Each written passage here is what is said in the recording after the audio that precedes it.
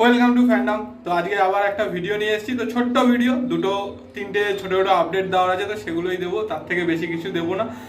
তো সেগুলো মোটামুটি তোমরা অনেকেই জেনে গেছো। তো যারা জানো না, যারা জানতে চাও তাদের জন্য এখনো অবধি সেই আপডেটগুলো তো অবশ্যই দেবো। কিন্তু তার আগে বলি, যখন তোমরা ভিডিওটা দেখছো অলরেডি কিন্তু ইন্ডিয়া ভার্সেস কাতারের ম্যাচ কিন্তু চলছে। ফ্যান কোডে দেখা যাচ্ছে 25 টাকা দিয়ে, বাট কোনো স্ট্রিমিং অন্য কোনো চ্যানেলে বা টিভিতে দেখাচ্ছে না। তো অনেকেই জিজ্ঞেস করছিল। তো ফ্যান কোডে যারা দেখতে চাও এখনও 25 টাকা দিয়ে সাবস্ক্রিপশন নিয়ে শুধু এই ম্যাচটা দেখতে পারো। আর অবশ্যই চাইবো যে ইন্ডিয়া যেন জিতে যেন পরের রাউন্ডে কোয়ালিফাই করে, কারণ জিতলে পরে কিন্তু কারো দিকে তাকাতে হবে না, অটোমেটিক্যালি পরের রাউন্ডে কোয়ালিফাই করে যাবে। আর সেটা ভারতীয় ফুটবলের জন্য একটা হিস্ট্রি হবে যে প্রথমবারের জন্য ইন্ডিয়ান ন্যাশনাল টিম বিশ্বকাপ কোয়ালিফায়ারের থার্ড রাউন্ডে কোয়ালিফাই করলো। তো যেই আপডেট দুটোর জন্য এসেছি, তো সেই আপডেট দুটো একটু দিয়ে দিই।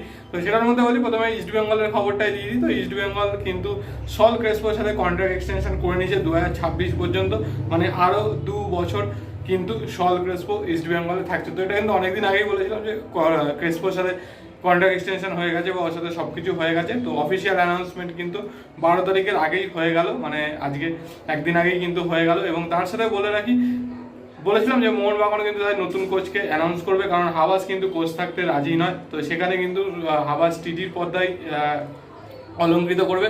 তো নতুন কোচ ভেবেছিলাম হয়তো হাইফাই কেউ হবে, কিন্তু একটা পুরোপুরি সারপ্রাইজ। তো হোসে মলিনা কিন্তু কোচ হয়েছে। এবং বলে রাখি, আমার খুব পছন্দের কোচ। যখন এটিকেতে ছিল, মানে সরি অ্যাথলেটিকো দি কলকাতাতে ছিল, সেই সময় কিন্তু আমার খুব পছন্দের একজন কোচ ছিল। অ্যাথলেটিকো দি কলকাতাকে চ্যাম্পিয়নও করেছিল। তো সেই জায়গা থেকে কিন্তু তারপরে চলে যায় স্পেনে, স্পোর্টিং ডাইরেক্টর হয় স্পেন ফুটবলে। তো তারপর কিন্তু সেখান থেকে আবার তার সেই পদটা যতদিন বৈধতা ছিল সেটা শেষ হওয়ার পর কিন্তু আবার কোচিংয়ে ফিরে আসছে, এবং সেই সঞ্জীব গোয়েঙ্কার টিমেই কিন্তু ফিরে আসছে। মোহনবাগান সুপার জায়ান্টের নতুন কোচ মলিনা কিন্তু হচ্ছে। তো সেই জায়গা থেকে একটা ভালো সারপ্রাইজিং মানে সারপ্রাইজ দিয়ে দিল মোহনবাগান ম্যানেজমেন্ট এটা, যে নতুন কোচকে এনে। তো এবার দেখা যাক যে নতুন কোচ তার পছন্দের কি কি প্লেয়ারকে নিয়ে আসে। কারণ মলিনার সময় কিন্তু আমরা দেখেছিলাম বেশ নাম করা প্লেয়াররা সেই সময় অ্যাথলেটিকো দি কলকাতাতে খেলতো, কারণ সেই সময় ওটা 3 মাসের বা 6 মাসের লিগ হতো। তো সেই জায়গা থেকে আশা করবো যে বেশ বড় বড় কিছু কিন্তু বিদেশি আসতে চলেছে মোহনবাগানে। এবং যেহেতু এবার ACL 2-তে খেলবে, তো এবার কিন্তু অবশ্যই চাইবে ACL 2-টা একটা খুব ভালো পারফরমেন্স করার জন্য। তো অবশ্যই বড় বড় বিদেশি তো আসতে চলেছে। তো সেটা কজন হবে, একজন না তার বেশি, সেইটাই হচ্ছে দেখার। কারণ দুজন বিদেশিকে কিন্তু মানে স্যালারি ক্যাপের বাইরে নিতে পারবে, আর সেইটা কিন্তু অবশ্যই কাজে লাগাবে মোহনবাগান ম্যানেজমেন্ট। আর মলিনা যখন আসছে, তো আশা করা যায় যে স্পেন থেকে লা লিগা থেকে কিন্তু অবশ্যই কোনো না কোনো প্লেয়ার কিন্তু আসতে পারে এবার বছরের মোহনবাগান সুপার জায়ান্টে। আর মোটামুটি যেটা বলেছিলাম যে জনি কাউকো, হেক্টর রিটসে এবং হামিল, এই তিনজনকে কিন্তু ছেড়ে দেওয়ার একটা সম্ভাবনা রয়েছে। তো যেহেতু মলিনা এসে দায়িত্ব নিয়েছে, তো এবারে উনি সিদ্ধান্ত নেবে যে এই তিনজনকে কি করা হবে। কারণ দিমিত্রি এবং কামিংস এই দুজন তো অবশ্যই থাকছে।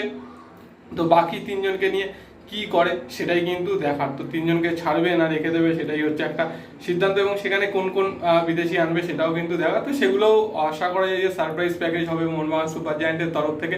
তো দেখা যাক যে আলটিমেট কি হয়। তো আজকের ভিডিওটা বেশি বড় করবো না, অল্পই। তো অবশ্যই তোমাদের কি বক্তব্য মলিনা আর কোচ হওয়া নিয়ে? আবার ভারতীয় ফুটবলে ফিরে আসছে মোটামুটি 2017-র পরে, 17-তে বোধহয় ও লাস্ট ছিল, মানে 16-17 সিজনটা ছিল। তারপর চলে মানে 7 বছর বাদে আবার ইন্ডিয়ান ফুটবলে ফিরে আসছে মলিনা। এবং তার সাথে সল ক্রেসপো 2 বছরের কন্ট্রাক্ট এক্সটেনশন হয়েছে, সেটা নিয়েও তোমাদের কি বক্তব্য অবশ্যই জানেন। আর কলকাতা ফুটবল নিয়ে অনেকে জিজ্ঞেস করছে CFL কবে থেকে শুরু। তো বলে রাখি, CFL কিন্তু শুরু হচ্ছে মোস্ট প্রবাবলি 25শে জুন থেকে। আর মোহামেডান এবং মোহনবাগান তো প্র্যাকটিস শুরুই করে দিচ্ছে। ইস্ট বেঙ্গলও 15 তারিখ থেকে কিন্তু প্র্যাকটিস শুরু করছে। তো তারপর আস্তে আস্তে ফিক্সচার বেরোবে, তো সব কিছু তো জানতেই পারবে। তো আশা করবো ভিডিওটা ভালো লেগেছে। ভালো লাগলে যেগুলো করতে লাইক শেয়ার তো অবশ্যই করবে। তোমাদের বক্তব্য যেগুলো আছে সেগুলো কমেন্ট সেকশনে কমেন্ট করে জানিয়ে। আর যারা ফেসবুক এবং ইনস্টাগ্রাম পেজ দুটো ফলো করনি অবশ্যই ফলো করো, আর অবশ্যই ভারতীয় ফুটবলে খেলাটা দেখো। তো চলো আজকের জন্য টাটা।